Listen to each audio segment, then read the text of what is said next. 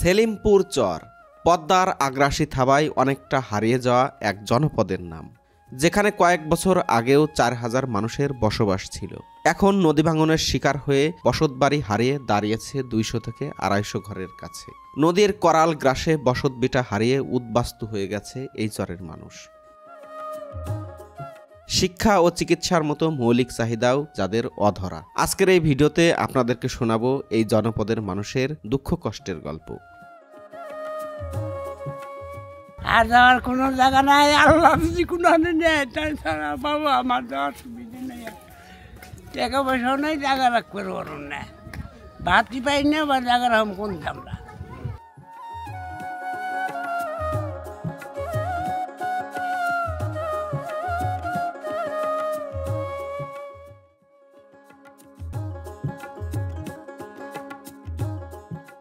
আজ আমরা যাচ্ছি মানিকগঞ্জ জেলার হরিরামপুর উপজেলার সেলিমপুর চরে। নটাখোলা চর থেকে রওনা দিয়েই ফসলের মাঠে একের পর এক নতুন বাড়িঘর দেখলাম। এখানকার অধিকাংশ বাড়িঘরগুলোই পাশের চর থেকে ভেঙে এসেছেন। এই বাড়ির মালিকের কিছুদিন আগেই যে বাড়িটি ছিল সেটি একদম এখন নদী গর্ভে হারিয়ে গেছে, যার জন্য এই যে ফসলের মাঠ দেখছেন, এই ফসলের মাঠের মাঝখানে এসে তিনি বাড়ি করেছেন। শুধুমাত্র দেখুন এই যে পাট কাঠির বেড়া আর কিছু হয়তো পুরাতন টিন দিয়ে, এই ঘর চালাটিতে কোনো টিনই নেই, তিনি একটি মাথা গোঁজার ঠাঁই বের করেছেন এবং এখান থেকে বাড়িতে তিনি আবার মাঠে চলে গেছেন পরিবারের সব লোকজন নিয়ে মাঠে কাজ করতে। আমি এখানে কয়েকজনের সাথে কথা বলছিলাম, এভাবে তারা বলছিলেন যে অনেক মানুষজন তাদের বাড়িঘর ভেঙে একদম সর্বশান্ত হয়ে এখানে ফসলের মাঠ সহ নানা জায়গায় আশ্রয় নিয়েছেন।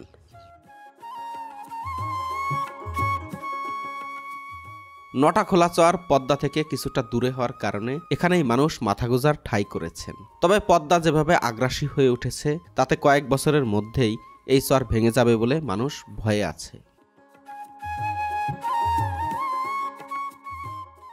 মাছ সারি হইলো ভাঙছে। কেমন বাড়ি ঘর ছিল চরে? বিরাট বাড়ি আসলো, আমার বাড়িটা আসলো হইলো 1.5 পাইছিল, বিটে বান্ধাই আসলো। কত বছর ছিলেন এখানে? বছর 30 বছর এখানে? হ্যাঁ হ্যাঁ। আচ্ছা, আপনার আশেপাশে যে বাড়ি ঘরের মানুষজন ছিল তারা কোথায় গেছেন?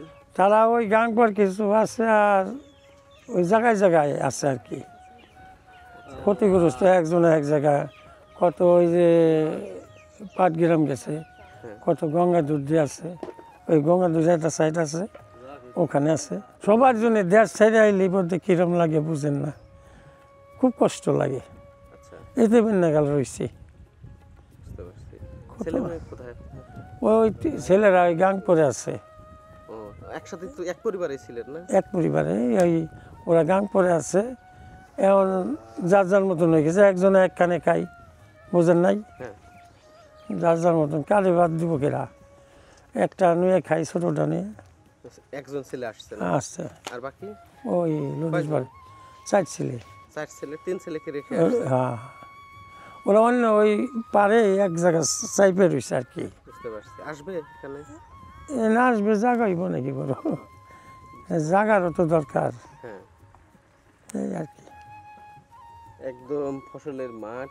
হ্যাঁ জি, বাড়ি করছি। বাড়ি করছেন না, টাকা পয়সা নাই, মাটি টমকি দিয়ে সব তো নিয়ে গেছেন? সব নিয়ে গেছে না, আমার চরের মানুষের তো এমনি নগ্নি টাকা নাই।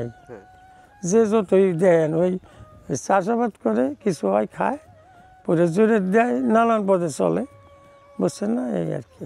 আমি কাকার সাথে কথা বলছিলাম, তিনি বলছিলেন যে তিনি তার পরিবারের সন্তানাদি নিয়ে একটি বাড়িতে সবাই মিলে বসবাস করছিলেন। আজ নদী ভাঙনের কবলে পড়ে এই মানুষটি তার ছোট যে ছেলেটি রয়েছে তাকে নিয়ে এখানে চলে এসেছেন একদম এই ফসলের মাঠে। কিন্তু পরিবারের যে স্বজন, তার যে সন্তানাদি, তাদেরকে রেখে আসতে হয়েছে ওই পদ্মা নদীর পারেই। তারা ওখানে বসতি স্থাপন করেছেন।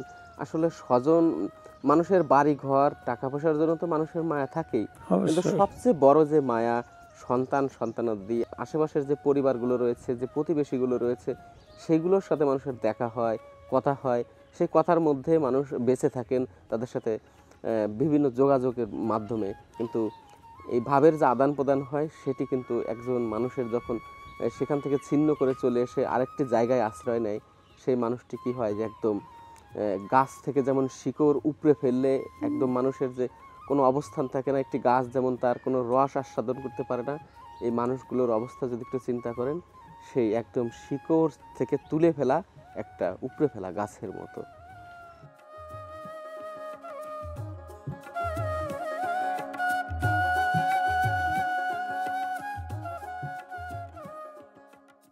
এই যে ঘরটি দেখতে পাচ্ছেন এটি হচ্ছে রান্নাঘর।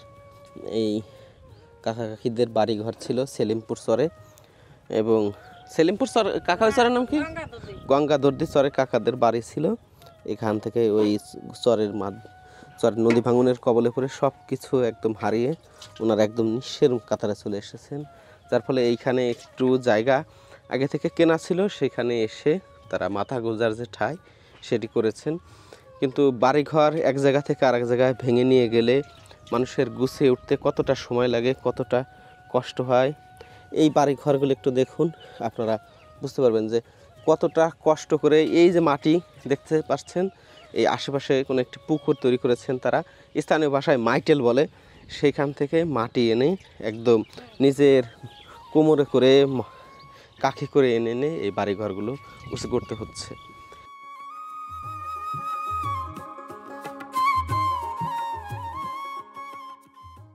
পৌষ মাস চলছে, মাঠে ফসল।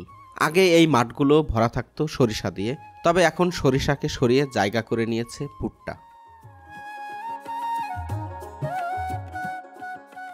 বাসা সেলিমপুর, এই যে ওজন পাশে বাড়িঘর ভাঙছে, বাড়িঘর ভাঙছে মানে নদীর পাড়ি এখন।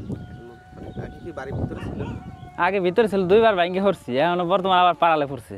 আবার হ্যাঁ, এই বছর অনেক ভাঙছে না? এই বছর মানে চৈত্র মাসে মানে সওয়া লাগবো, আর চৈত্র মাস তো থাকা লাগবো, সেরে যাওয়া লাগবো। কোথায় যাবে কিছু চিন্তা করছেন?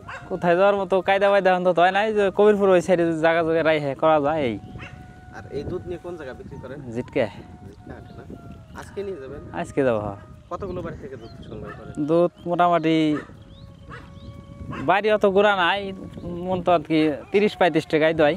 আচ্ছা, আপনি নিজেই দোয়ান? হ্যাঁ, দুধাই নিজেরাই দোয়াই। কত কেজি দুধ হয়?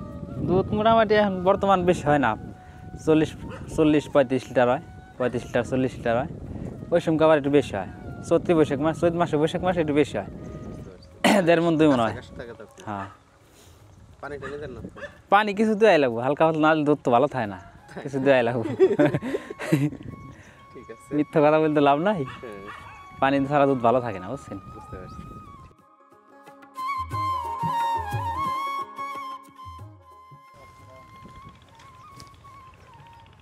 নৌকা কি মেরামত করতেছেন না? এই নৌকা কি মাছ ধরার কাজে?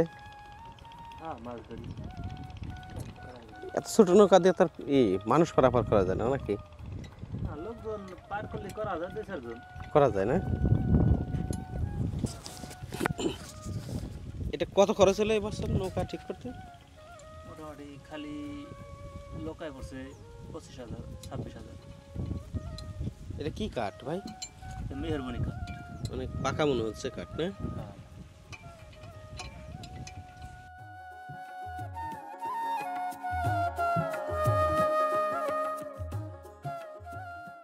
কিছু সময় মোটর সাইকেল চালিয়ে আমরা চলে আসলাম সেলিমপুর চরে। দূর থেকে দেখলাম একজন নারী গরুর ঘরে দেওয়ার জন্য নাড়া শুকাচ্ছেন। শীতকালে গবাদি পশুর ঘরে এই নাড়া বিছিয়ে দেন। আজ থেকে 15-20 বছর আগেও অনেক মানুষ এই নাড়া বিছিয়েই বিছানা করে থাকতো।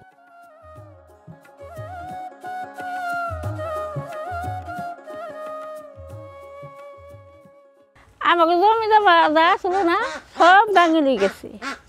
সব কিচ্ছু নাই, এই যে বৈঠক নাচছিলাম মার্কেস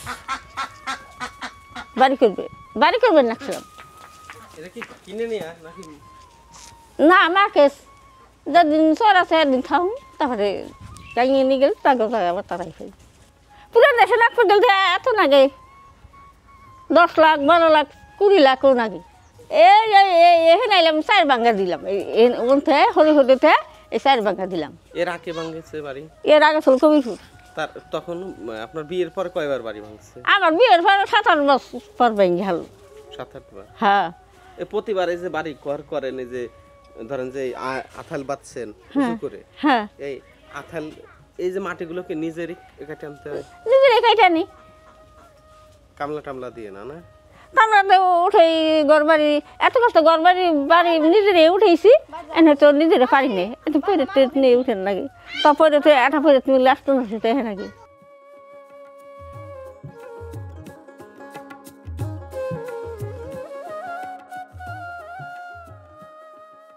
চরে বর্ষায় একমাত্র বাহন হিসেবে ব্যবহার করা হয় নৌকা, আর শুষ্ক মৌসুমে ঘোড়ার গাড়ি। পানি শুকিয়ে যাওয়ার কারণে নৌকাগুলো বাড়ির সামনেই বেঁধে রেখেছেন অনেকেই।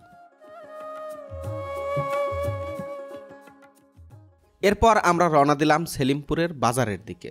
সেলিমপুর বাজার এখন অনেকটা অস্থায়ী বাজার হয়ে গেছে। এই বাজারটি এখান থেকে অনেক দূরে অবস্থিত ছিল।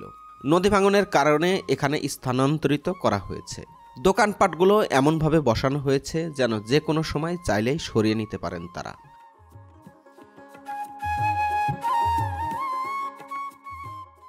বহুবার ভাঙছে, প্রায় ভাঙছে। কত বাড়ি ঘর হবে? মোটামুটি ধরেন যে 100 এখন কোথায় আশ্রয় নিচ্ছে? এর আশ্রয় নিচ্ছে এই মধ্যে চরের পর্দে কত উপহার চলে গেছে, এই জায়গা জায়গা আছে আর কি। আমার যাওয়ার মতো কায়দা নাই। আর ওমর ফরিদপুর মানিকগঞ্জ জেলা অল্প আছে, আর ওমর সব মানে জায়গায় ফরিদপুর জেলা। হ্যাঁ, যাওয়ার কোনো থান নাই। মানে কোনো বাইন্দা দিলে আমাকে একটু বাইন্দা দিলে আর কি আমরা একটু থান পেতাম এই জায়গাটায়। এই জায়গা যদি থাকতাম আমরা নদীর পাড়েও, তা আমরা শান্তি থাকতে পারতাম। বাবা সিনেমা ফাইট আছে যখন নাকি এই কথা মনে হয়। আজ মনে করেন 50-60 পেয়ে জমি ভেঙে গেছি, জায়গা খারাইছি, এনতে যাওয়ার মন যাওয়ার জায়গা নাই বাবা। আমার সিনেমা ফাইট আছে জায়গা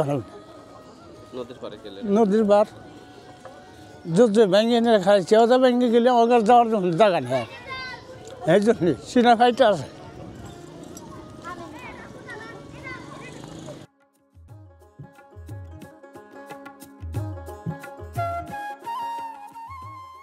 বারবার ভাবছি পুরুষ মানুষ কতটা কষ্ট আর দুঃখে থাকলে কাঁদে। যাদের জমি ছিল, বাড়িঘর ছিল, তাদের সবকিছু হারিয়ে আশ্রয় নিতে হয়েছে অন্যের জায়গায়। আসলেই এমন অবস্থা হলে মানুষের নিজেকে ধরে রাখার আর কোনো সুযোগ থাকে না।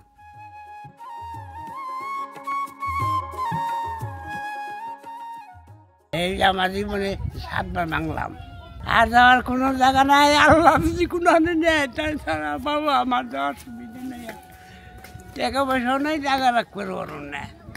ভাতই পাই না বা জায়গা রাখম কোনটা আমরা। সরকার যদি আমাকে বস্তাটা ফেলাই দিত তা তো কয়দিন থাকতে পারতাম। আমরা সরকারের কাছে তো প্রার্থনা করবেন না, আমরা তো আর না হেনে। দয়া করে যদি আমাকে এই সরকার সাহায্য করতো কয়েকখান বস্তা বস্তা দিয়ে, তাহলে আমরা বাঁচতাম। এই হলো আমার আবৃত্ত, আর কোনো আবৃত্ত নেই বাবা। চাল ডাল কিছুই সরকার চাই না। হ্যাঁ, আমার খালি বস্তাটা দিয়ে সাহায্য করলে আমরা বেঁচে গেলাম।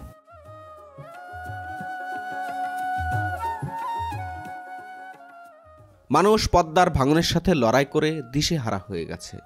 জীবনের শেষ প্রান্তে এসে দাঁড়ানো এই মানুষটির আর পেছানোর কোনো জায়গা নেই। শুধুমাত্র তাকিয়ে আছে সরকারের দিকে, যেন নদী ভাঙন রোধে কার্যকরী কোনো ব্যবস্থা গ্রহণ করা হয় সেই আশায়।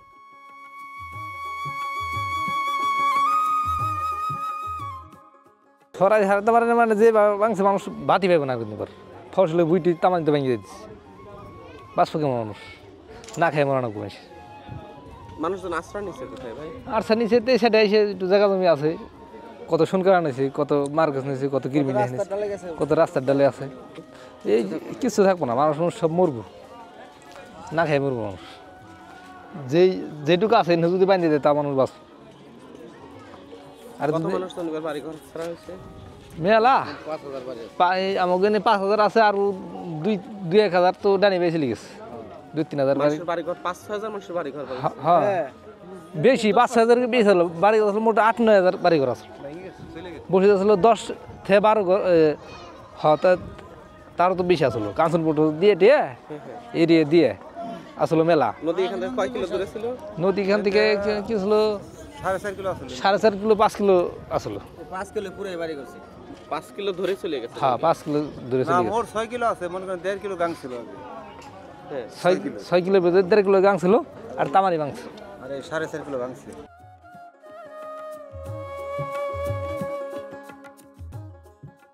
2002 থেকে ভাঙ্গা শুরু করছে এই পর্যন্ত ভাঙতে ভাঙতে মনে করেন আমরা যারা গরিব মানুষ তো কৃষি মানুষ সব, এখানে তো চাকরিজীবী কোনো লোক নাই, সব কৃষি খামার ক্ষেত খামার করে খাওয়ায় না মানুষ। হ্যাঁ এরা মনে করেন একবার বাড়ি ভাঙলে পরে সারা বছরও মানুষের বাড়ি কামলা খাইতে এই বাড়ির টাকাটা পূরণ করার মতো সিস্টেম নাই। আমাদের একজন মানুষের কমসে কম এই পর্যন্ত 5 থেকে 6 বার করে বাড়ি ভাঙা হয়েছে। আমাদের পোশাক আশাক দিয়ে ঠিক পাইছে না, আমরা সরবারা এই গাং যদি এখন সরকার যদি কোনো না নেয়, কোনো উদ্যোগ না নেয়, তাহলে মনে করেন আমাদের রাস্তার ডালে ছাড়া উপায় না, তাও সাবরা যেটা ভেগেল তো থাকবো না, তাম্বুটানে থাকা রাখবো এই অবস্থায়। যদি এখন একটু দয়া জন্ম করে সরকার করে দেয়, একটু সিস্টেম করে দেয়, আমাদের দেশে একটু নদীটা বেড়েবার দিয়ে দেয়, তাহলে হয়তো আমরা গরিব মানুষ যারা আছে এনে বাঁচুম, তাছাড়া বাঁচার মতো কোনো সিস্টেম নাই। মোটামুটি আমাদের বয়স হয়েছে বলে 20 থেকে 30, আর যাদের 50-60 হয়েছে তারা মনে করেন ভাঙতে ভাঙতে তাগের যে ব্যথাটা, আমাদের অত ব্যথাটা এখন আইসারে নাই। তারপর আমরা যতটুকু ভাঙছি আমরাই তো কুলের বান্যে, আর অন্যরা ডাইরেক্ট ভাঙতে আমাকে যারা ময়মুর হবে তারা দেখে আসতেছে।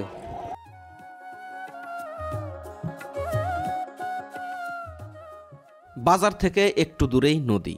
এরপর আমরা গেলাম নদী ভাঙন দেখতে। দিগন্ত জোড়া ফসলের মাঠ দাঁড়িয়ে আছে পদ্মার পাড়ে। অনেকেই বলছেন এই যে ফসলের মাঠ দেখা যাচ্ছে, আগামী বর্ষায় এই জমিও আর দেখা যাবে না।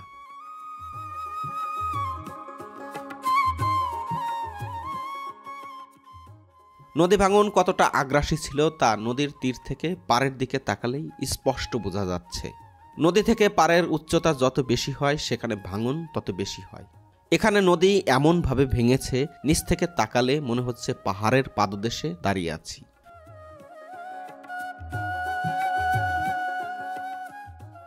সেলিমপুর চরে প্রায় 4000-এর মতো পরিবার বসবাস করত। গত কয়েক বছরের ব্যবধানে বাড়িঘরগুলো ভেঙে কেউ বা আশেপাশে, আবার অনেকেই অন্যান্য চরে আশ্রয় নিয়েছেন।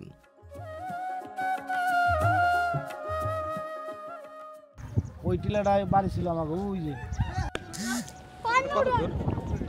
এটা মোটামুটি 4-5 কিলো হইব। 5 কিলো ধরে হ্যাঁ 5 কিলো ধরে ছিল। আর এই 2-3 বছরে ভেঙে নিয়ে আসে, 3 বছরে ভেঙে নিয়ে আসে 5 কিলো। 5 কিলো হ্যাঁ 3 বছরে ভেঙে নিয়ে আসে 5 কিলো। এই 5 কিলোর মধ্যে মানুষের বসবাস ছিল কেমন? মোটামুটি 2-4 হাজার ঘর ছিল, 2-4 হাজার। গেছে কোথায় এখন? জায়গায় জায়গায় চলে গেছে, বহুত জায়গা চলে গেছে এলাকার মানুষ, কিন্তু আমরা অর্থহীন, আমরা যাইতে পারিনি।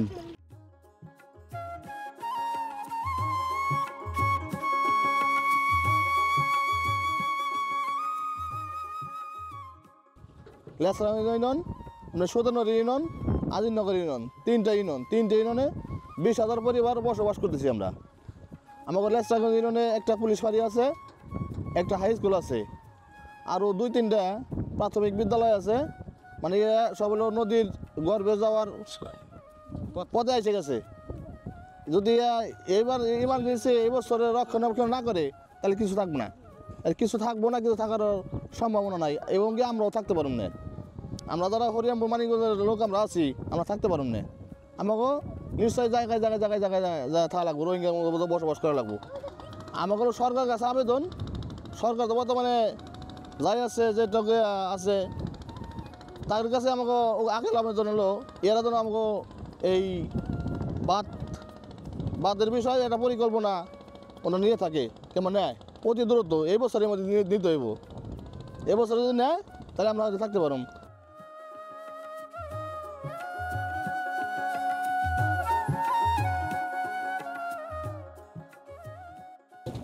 আমাদের বাড়ি, আমার জন্মস্থান জায়গা কদমতলিতে। না নদীতে এটা ধরেন 62-63 এটা নদীর গর্ভে চলে গেছে। হ্যাঁ তারপরে তো বহু জায়গায়, অন্তত আমার জীবনে আমি 30-35টা বাড়ি করছি 30-35টা বাড়ি করছে আমার জীবনে। এই বাঙ্গে এই বাঙ্গে হরি এইরকম করে ফরিদপুর ডিস্ট্রিক্টে উঠছিলাম আমি অনেক দিন, বুঝছেন। সেখান থেকে বাঙ্গে চরে আসি, তারপর তো চরে আইসে 5 ভাঙ্গা দিয়ে হারলাম এই পর্যন্ত, বুঝছেন। এখন তো ধরেন ভাঙতে আমাগো এদিকে তো আর কোনো জায়গা বাসা নাই, এদিকে তো ফরিদপুর ডিস্ট্রিক্ট, আমাগো মানিকগঞ্জ ডিস্ট্রিক্টে অল্প একটু জায়গা এখানে আছে। আমরা মানিকগঞ্জ ডিস্ট্রিক্টের ভিতর থেকে ধরেন এখানে আমাদের একটা ইউনিয়ন, লেস্টাগঞ্জ ইউনিয়নে আমরা বসবাস করি। ধরেন আমাদের তো আর মাথা গোজার কোনো ঠাঁই নাই, এখন পরিস্থিতি খুবই খারাপ আমাদের, বুঝছেন। যে সরকার যদি চেষ্টা করে বাইন্দে সাইন্দে দিত, কখন বস্তা বস্তি দিয়ে, তাহলে আমাদের জন্য খুব একটা উপকার হইতো আর কি। আমার কমপক্ষে ধরেন 100 বিঘা। এই জায়গায় ভাঙছে রাখছি আর নদীর গর্ভে চলে গেছে। এখন তো নদীর গর্ভে সবই এখন কিছুই নাই এখানে যে রয়েছি, বুঝছেন, কিছুই নাই। মানে ওই দিন আনি দিন খাই এরকম একটা অবস্থা হয়ে গেছে আর কি, বুঝছেন। একবার বাড়িঘর বাংলে আরেক জায়গা যাইতে টাকা পয়সা কেমন? হায় টাকা পয়সা বাড়িঘর বাংলে কমপক্ষে কত নিম্নে গেলি 50,000 যায়, নিম্নে 50,000। তারপর তো ধরেন গৃহস্থ বুঝ যায় কত 1 লাখ 1.5 লাখ এরকমও যায়, বুঝছেন। এরকম একদম খুব সর্বশান্ত আমরা, বুঝছেন। আমাদের এই এলাকার মানুষ খুবই সর্বশান্ত। দেখে আপনি দেখতেছেন তো কি অবস্থা আমাদের।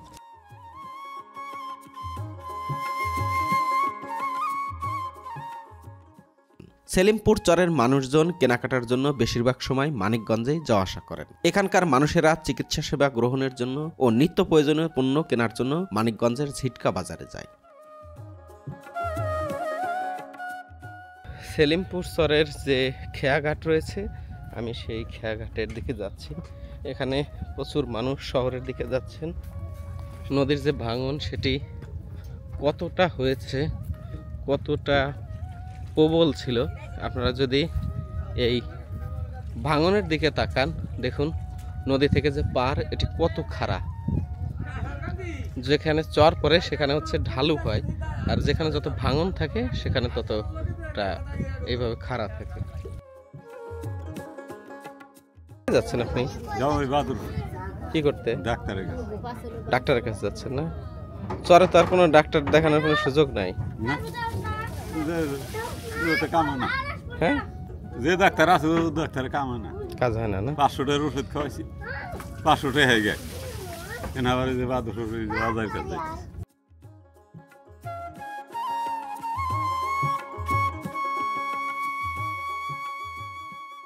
কলজার মধ্যে পাড়তে দুই চোখের পানি আসছে।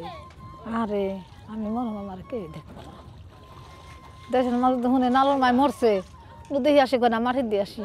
কোন দেশে যাম হেঁকে আমার দেশের মানুষ আমার চিনব না, তবু নালোর মাইকেরা চিনি নাকি? আর দেশ তো চিনা ছিল, সবই চিনা মানুষ, সবাই আসতো নোর ফেরে। হ্যাঁ অসুখ হয়েছে দেখে আসি। হ্যাঁ মরে যাবো নাকি মানুষ, দেশের মানুষ মরে যাবেন দেখে আসি। না আল্লাহর ভর নির্বার, আর কি করবো, আল্লাহ ছাড়া মাবুদ নাই। মা গেছে, বাপ গেছে, স্বামী রাতে দিয়েছিল, স্বামী তো গেছে আগে। আমাকে ভোলারা করবো না, সাপের বাইতে বিশাল সাপ, ধুলাই সাপের বাইতে রাখছিল, সব সাইডে দিছে পছন্দ, বিরাট বিরাট বলসাবা সাপ। ওই যে কামড় দিছিল আমার বনাই যে, সেই যে মরে যাব, তার নাম হলো যে সারো বাইসা আছে, কিন্তু টেকার জোরে। এই যে নাকি যে কামড় দিছে, দাগ আছে দেখেন গে, এই যে বাড়ি সারি কামড় দিছে। তাহলে বাড়ি ঘর কয়টা ছিল? 9টা ভাঙন দিছি আমি।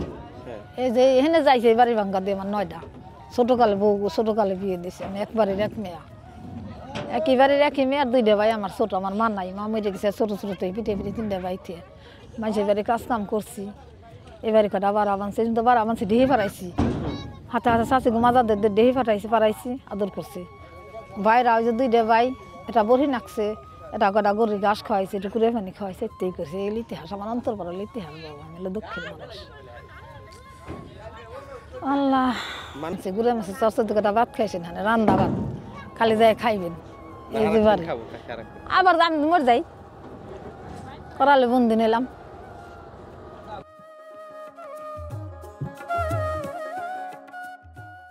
বাড়ি বাংলা হইলো এই স্যার, এই বাংলা হইলো 2 বার, আবার ওই যে বাংলা লাগবো, হ্যাঁ সুযোগ এসে গেছে। কত দূর ছিল নদী? এনতে মোটামুটি এনতে ভাঙছিল মোটামুটি 1 কিলোর মতন। হ্যাঁ, কত মানুষজন বাড়ি ছাড়া হয়েছে? বাড়ি ছাড়া হয়েছে মোটামুটি আমাকে সিলমপুরে মোটামুটি ধরেন আগের বাঙ্গাই তো সবই আমরা চলে আইছি ওন থেকে। এই মোটামুটি 3 বছর চলে ভাঙ্গাইছি। এখন মোটামুটি এই মুহূর্তে 40-50 ঘর চলে গেছে ভিতরে। এখন তো এই সবই যাওয়া লাগবে, এই গ্রাম সবই যাওয়া লাগবে, বুঝছেন? এখন এলো বিষয়। জমি জাতি আছে এই চরে? জমি জাতি তার মধ্যে এখন এই যে এইটুক আছে আমার মোটামুটি 1.5 ভাগ হইব। এই যে এইটুক আর এইটুক এই চরে তাই শেষ। আগে জমি ছিল না ভিতরে?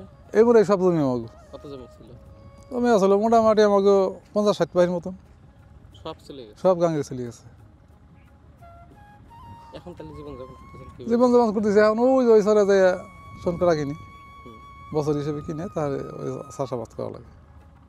এবার যা ধান ছিলাম একটা পাঠে পারিনি, সব ডুবে গেছে। এখন খাবেন কিভাবে? এখন এই যে আল্লাহ যে ফেলে যে হালে রাখে বুঝছেন কিনা, এখনো খাইতেছি না, খাওয়া লাগবে আর কি। এখন আল্লাহর রহমে গতবার আগের বার যা পাইছিলাম ওই দানি চলতেছে, কিন্তু কেনা কিনে খাওয়ার লাগবে।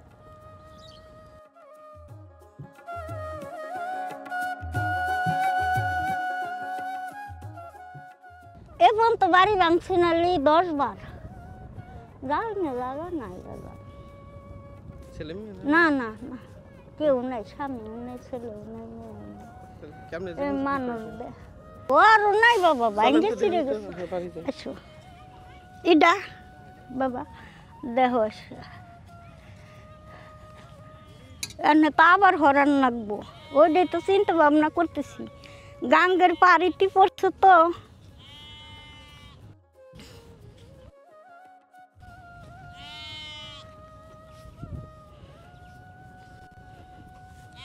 বাগানটা কেউ নাই, খোঁজ করে দেখো এই গ্রামের ভিতরে।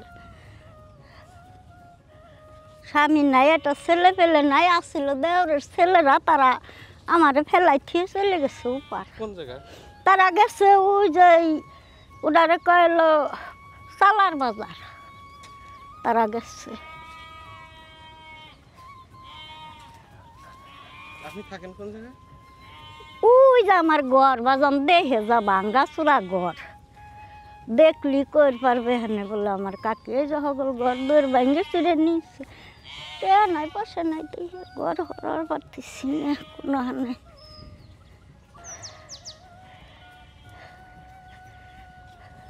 যে সবাই তো ভাঙ্গা চুরে করছে, করবো, খালি একটু গাঙ্গে ভাঙ্গা একটু বাদ রয়েছে দেখে যে গাঙ্গে যে অপেক্ষা। আইসব বাড়ির মধ্যে না গেলে তো আর ঠিক পাবে না, চিনবে ওনারে। বাবা খাইছাও কিছু? কি খাইছ?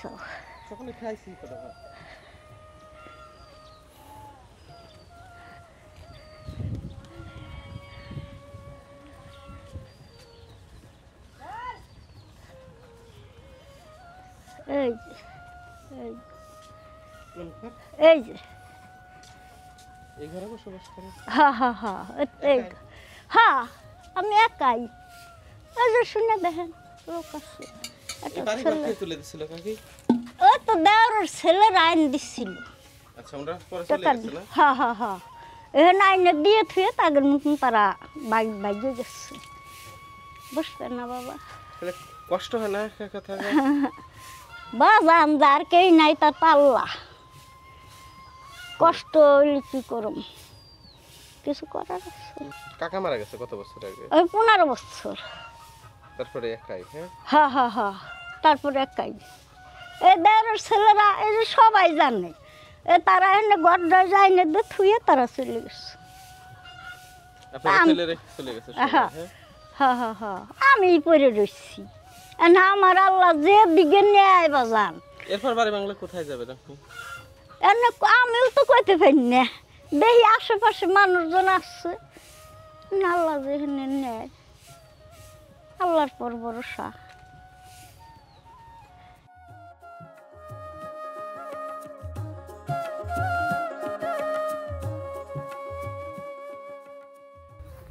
এই যে ঘরের পাশে যে উঁচু উঁচু ভিটাগুলো দেখতে পাচ্ছেন, এই সময় এই ভিটাগুলোতে কিন্তু মানুষের বসবাস ছিল। নদী যখন একদম কাছাকাছি চলে এসেছে, দেখুন এই যে পাশেই নদী, এই বাড়িঘর ছেড়ে মানুষজন চলে গেছেন অন্যত্র।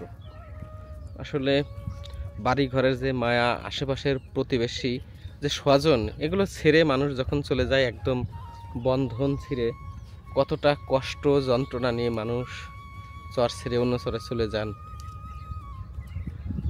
অনেকের সাথে কথা বললাম, এই ভিটার কাছে এসে, এই নদীর পাড়ে এসে মানুষ কান্নাকাটি করেন, তাদের দুঃখ আসলে এই বাড়িঘর ছেড়ে যাওয়ার মতো, অথবা বাড়িঘর যখন নদীতে ভেঙে নিয়ে চলে যায়, চোখের সামনে দাঁড়িয়ে দাঁড়িয়ে দেখা ছাড়া কিছুই করার থাকে না।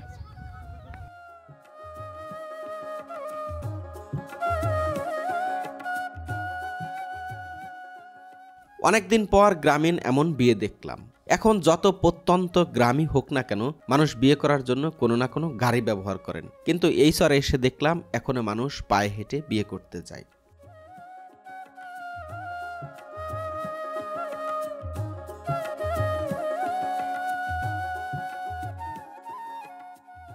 মুড়ি কি ভাসলেন? হ্যাঁ ভাই জানলাম। কোন জায়গায় মুড়ি ভাসলেন? ওই যে বোনের বাড়ি। ভাসতেছে? হ্যাঁ। চলেন। কোন বাড়ি? বাড়ি কি নামে চিনবো? কাকবাড়ি।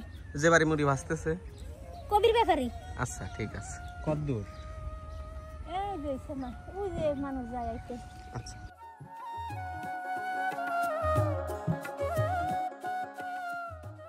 বাঙালির সংস্কৃতির অন্যতম অনুষঙ্গ ছিল হচ্ছে মুড়ি ভাজা। সেই মুড়ি ভাজার দৃশ্য কিন্তু অনেকটা হারিয়ে গেছে। আজ এই মানিকগঞ্জের সিলিমপুর চরে এসে আমি দেখলাম। আপনাদেরকে এই মুড়ি ভাজার বিভিন্ন উপকরণের সাথেও পরিচিত করে দিই। এটিকে মানিকগঞ্জের ভাষায় বলে ভুট্টা। এটা দিয়ে হচ্ছে মুড়ি যখন দেয় বালি দিয়ে, তখন এটা দিয়ে নাড়ে। আর এটি হচ্ছে ঝাঁঝর, আর এটাকে বলে হচ্ছে সাবনা। এই সাবনার মধ্যে বালিগুলো পড়ে এবং ওনারা এভাবে মুড়ি ভাজেন। আর এই যে দেখুন, যদি দেখায়, এটি হচ্ছে গরম গরম মুড়ি বা উরুম। এই শীতকালের সময় মানুষ মুড়ি ভাজত যখন খেজুর গাছের রস নামানো হতো, এই উরুম দিয়ে মানুষ খেজুরের রস খেতেন। এবং পাশাপাশি যখন রমজান মাস আসতো, প্রায় প্রতিটি বাড়িতে ইফতারের জন্য মুড়ি ভাজা হতো। আমরা দেখেছি ছোটোবেলায় আমাদের বাড়িতে মুড়ি ভাজা হতো, কিন্তু এখন কি হয়েছে যে বিভিন্ন কারখানায় মুড়িগুলো প্রস্তুত করা হয় ইউরিয়াযুক্ত। কিন্তু গ্রামের যে এই যে মুড়ি, এর মধ্যে কিন্তু কোনো ইউরিয়া নেই, কোনো কিছু নেই, শুধুমাত্র মুড়ি আর লবণ এর মধ্যে আছে। আর এটি হচ্ছে আউশ ধানের না মুড়ি, আউশ ধানের মুড়ি। তবে সবচেয়ে ভালো মুড়ি হয় আঞ্চলিক ভাষায় আমাদের চালের যে নাম বলে, সেটি হচ্ছে শিশুমতি চাল। শিশুমতি চালের মুড়ি খুব নাই না, শিশুমতি ধান হারিয়ে গেছে। শিশুমতি দিয়ে মুড়ি খুব ভালো হয়। আমি এই যে এক মুঠ নিলাম এখান থেকে, সে একদম হালি মুড়ি যাকে বলে। হালি মুড়ি হচ্ছে আমরা যখন খেতাম বাড়িতে ভাজা হতো, এখন সেটা পেলাম অনেকদিন পর।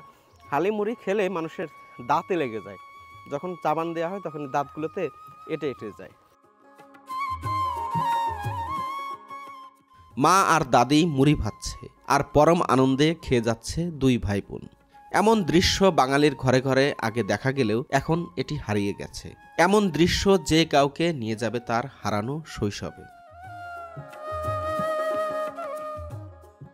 পদ্মাপাড়ের মানুষের এখন প্রতিটা রাতেই দুঃস্বপ্নের মতো। বর্ষায় আবারও নদী ভাঙন হবে, তাই শীত শেষ হলেই কোথায় যেতে হবে জানেন না তারা। তাই তো পরম সুখের শীতকালের ঘুমও তাদের কাছে এখন হয়ে গেছে নিকটের বিপদকে মুখোমুখি করার ক্ষণ। কোনো ইউটিউবার বা সাংবাদিক গেলে তারা এগিয়ে আসেন, জিজ্ঞেস করেন পদ্মার ভাঙন রোধে সরকার কোনো কার্যকর পদক্ষেপ নিচ্ছে কিনা। বয়স্ক এই মানুষগুলোর মুখের দিকে তাকিয়ে বলার কিছুই থাকে না আমাদের। আশা করি সরকার এই জনপদ রক্ষায় কার্যকর পদক্ষেপ গ্রহণ করে বাঁচাবেন তাদের, বাঁচাবেন এই মানুষদের, বাঁচাবেন আমাদের মাটিকে। আজকের মতো এ পর্যন্তই। খুব দ্রুতই দেখা হচ্ছে পাটগ্রাম চর ও গঙ্গাদর্দি চরের মানুষের দুঃখ কষ্টের গল্প নিয়ে। সে পর্যন্ত সবাই ভালো থাকবেন, সুস্থ থাকবেন, আর হাতে সময় থাকলে দেখতে পারেন আমার চ্যানেলে আপলোড করা অন্যান্য ভিডিওগুলো।